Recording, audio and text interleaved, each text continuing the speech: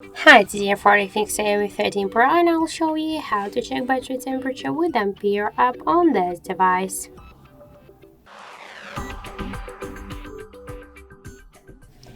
So just to do that, we should first open the Play Store and in the search bar we should enter the Ampere app. And now we should get this first application, that's why tap to install and wait a couple of seconds.